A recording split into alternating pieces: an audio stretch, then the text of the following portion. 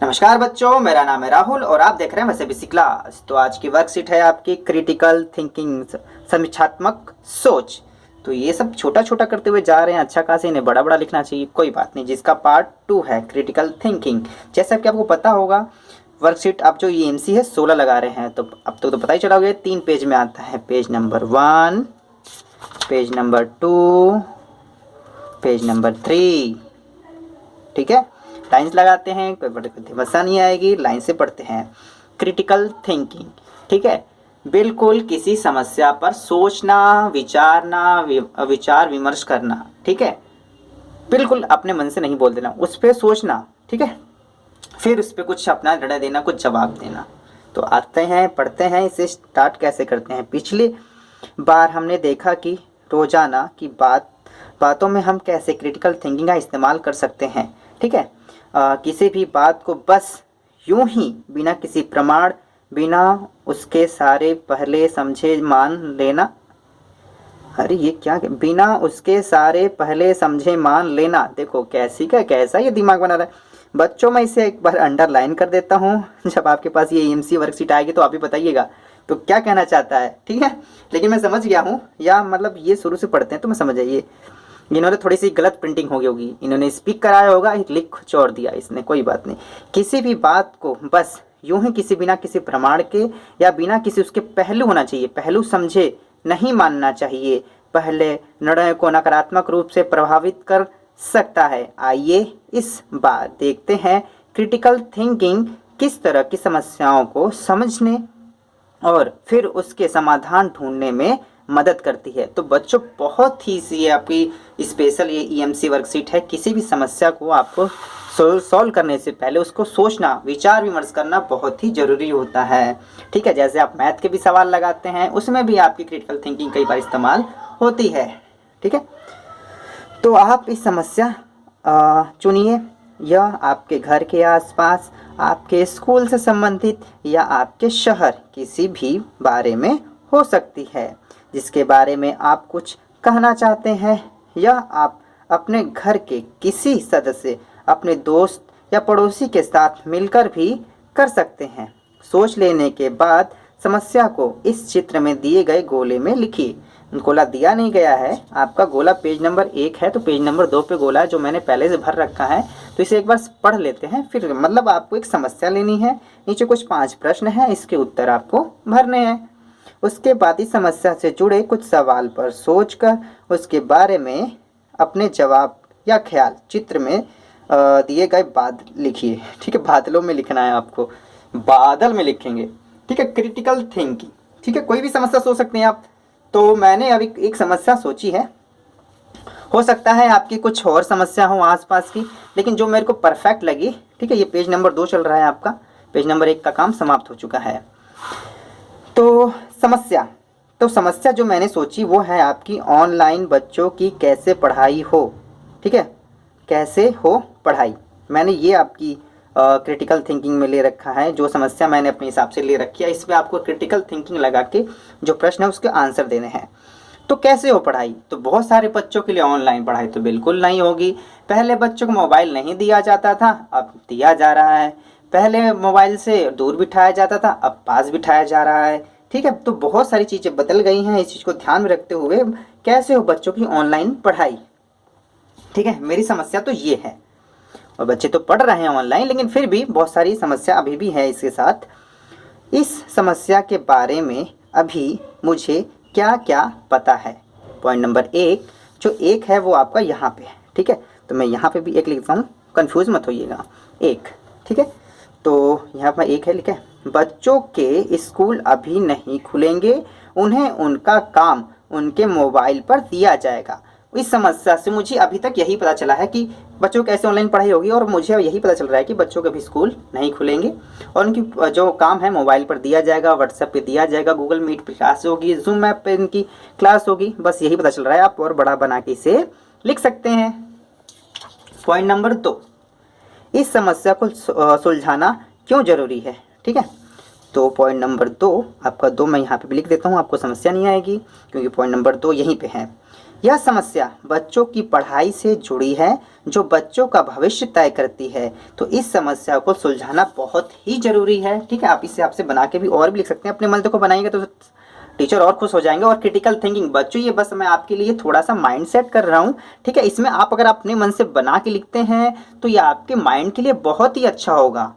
ठीक, इस समस्या को सुलझाना क्यों जरूरी है? बहुत ही जरूरी है क्योंकि बच्चों का भविष्य तय करता है पढ़ाई से। पढ़ाई लिखाई नहीं होगी तो बच्चे अगली क्लास में कैसे जाएंगे? अगली क्लास में अगर पास किसी तरह कर भी देते हैं तो अगली क्लास तो फिर कैसे वो चीज़ें समझेंगे जब आप पिछली क्लास का, छोटी क्लास का नहीं समझ पाए हैं तो। ठीक है, बहुत ही जरूरी है। आप ये इसके बड़े बड़े आंसर अगर लिखेंगे अपने मन से बना के, जो आपके टीचर चेक करेंगे तो वो काफ़ी खुश हो जाएंगे। याद रखना, क्रिटिकल थिंकिंग है, सबके अलग अलग आंसर हो सकते हैं, आपकी ये सोच और बुद्धिमत्ता पे निर्भर करती है। ये नहीं है कि बिल्कुल सटीक ही इसका आंसर होना चाहिए, ऐसा नहीं है। ये आपके बुद्धिमत्ता पर निर्भर करता है और आपकी थिंकिंग पर निर्भर करता है। प्रश्न नंबर 3, यह समस्या मुझे किस तरह से प्रभावित करती है? आप बताइए, अगर सोचिए ये समस्या आपको किस तरह प्रभावित करती है। कि आप स्टूडेंट अगर बच्चे हैं तो ये समस्या मुझे इस तरह प्रभावित करती है क्योंकि हम तो अभी पढ़ाई में नए नए आए हैं ऑनलाइन। ठीक है, और मुझे ऑनलाइन पढ़ाई करना उतना अच्छा नहीं लगता है। ठीक है, मुझे मोबाइल नहीं मिलता है, मेरे पास नहीं है, कई प्रकार से मुझे यह प्रभावित करता है।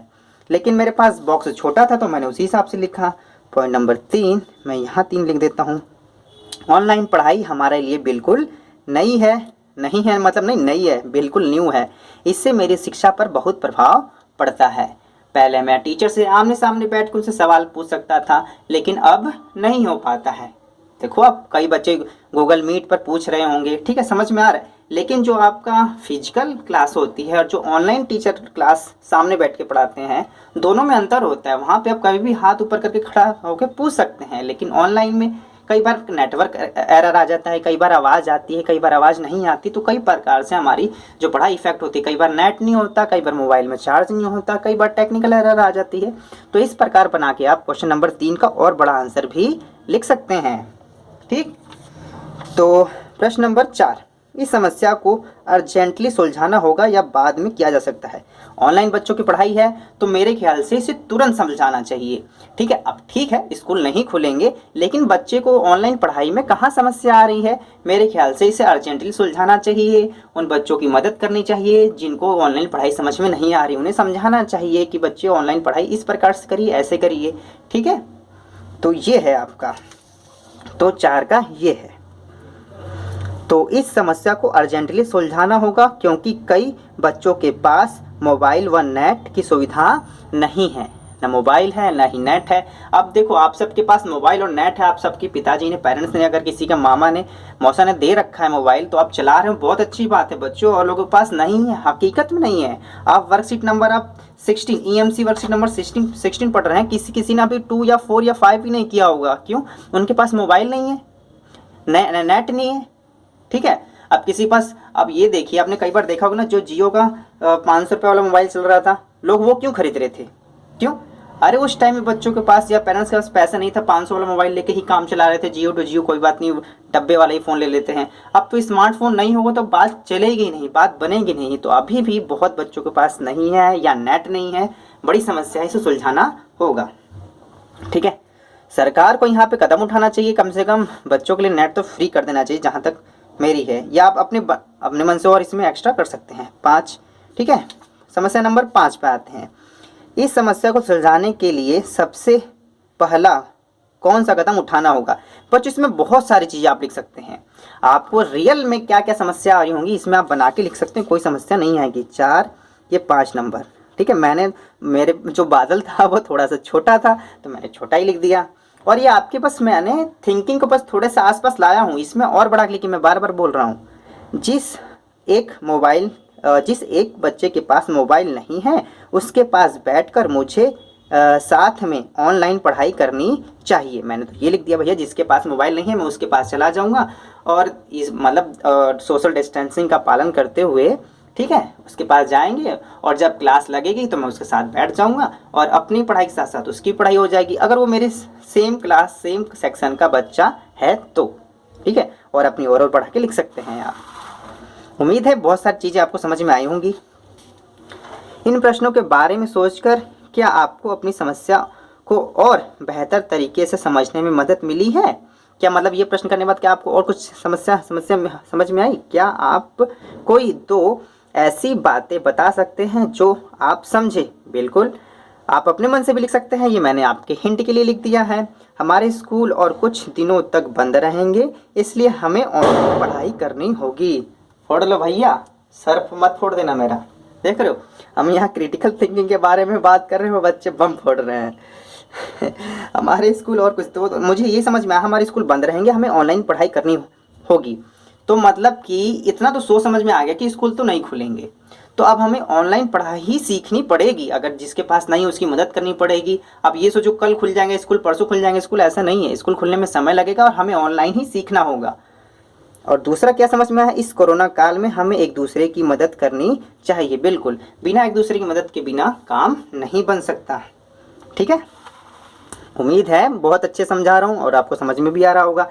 समस्या यह नहीं, यही सही समाधान सोच पाने के लिए ज़रूरी है कि हम पहले समस्याओं को गहराई से समझें, और इस प्रक्रिया में क्रिटिकल थिंकिंग बहुत काम आती है।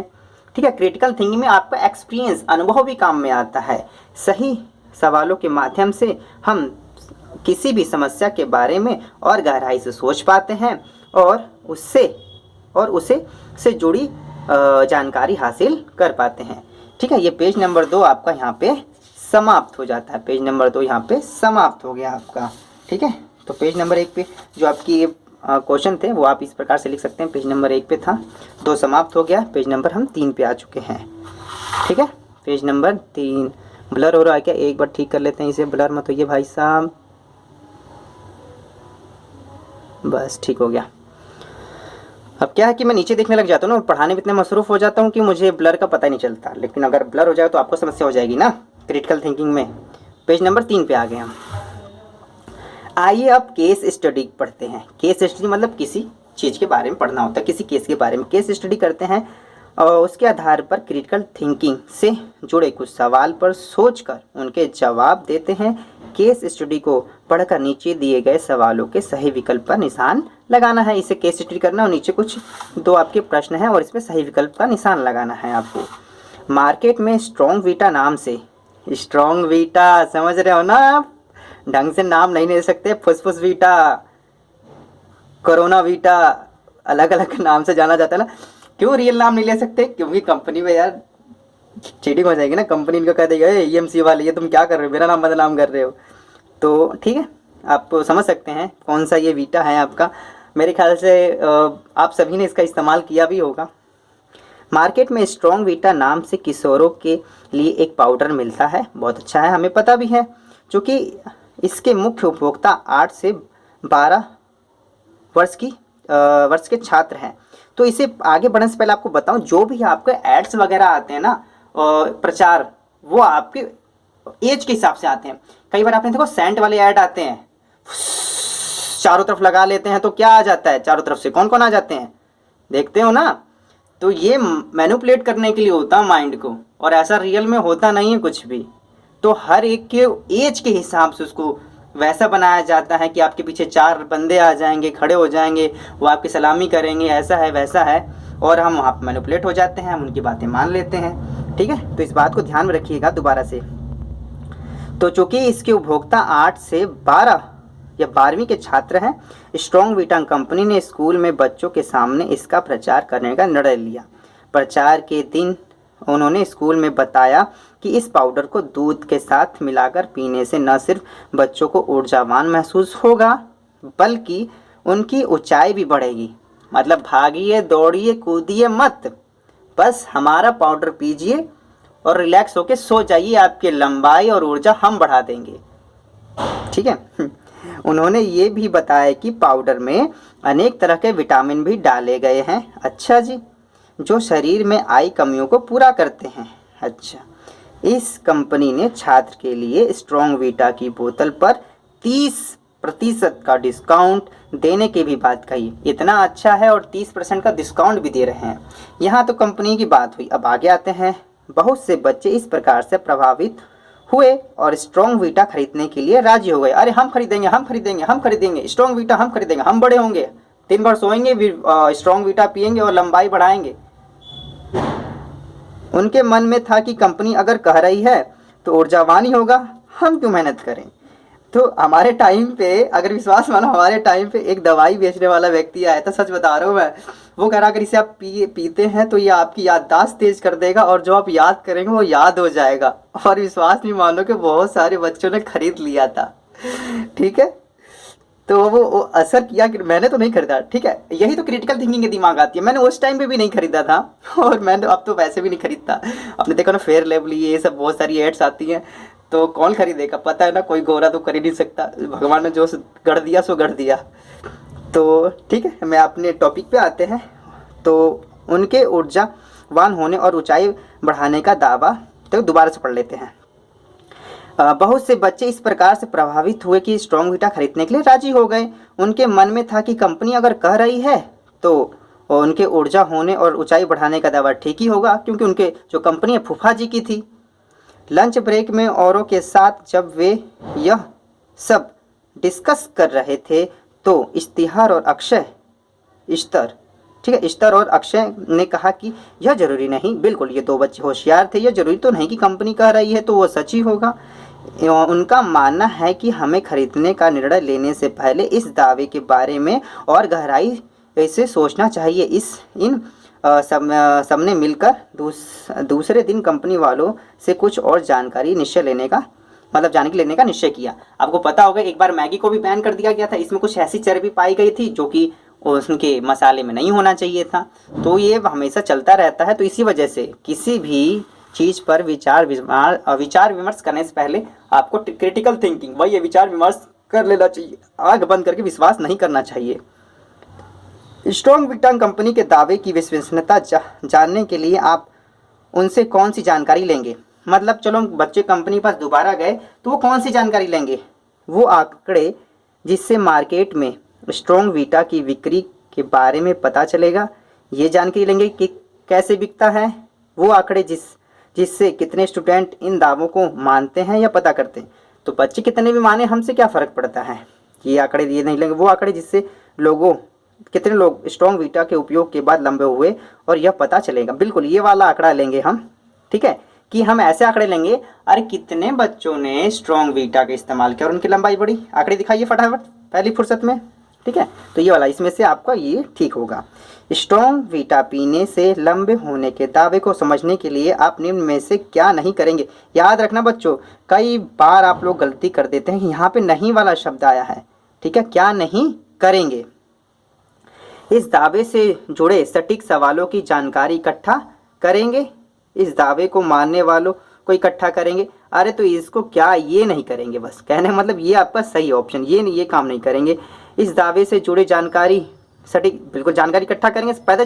और यही वाला मेरे तीसरा पढ़ने से क्या मतलब, इस दावे से जुड़े विभिन्न तथ्य इकट्ठा करने की कोशिश करेंगे। बिल्कुल ये काम करेंगे, दूसरा वाला नहीं करेंगे। साफ पता चल रहा है यार। इस दावे से मानने वाले लोगों का इकट्ठा डाटा क्यों करेंगे, क्योंकि कौन कौन पसंद कर रहा है, ये हमारा कोई मतलब नहीं है। और इन दोनों से मतलब है, तो क्या नहीं करेंगे, तो ये दूसरे वाला सही है। तो माई सीबीएसई क्लास के ईएमसी वर्कशीट में आज के लिए इतना ही। उम्मीद है चीज़ें आपको समझ में आई होगी। माई सीबीएसई क्लास की इस ईएमसी वर्कशीट को देखने के लिए धन्यवाद। जय हिंद, जय भारत।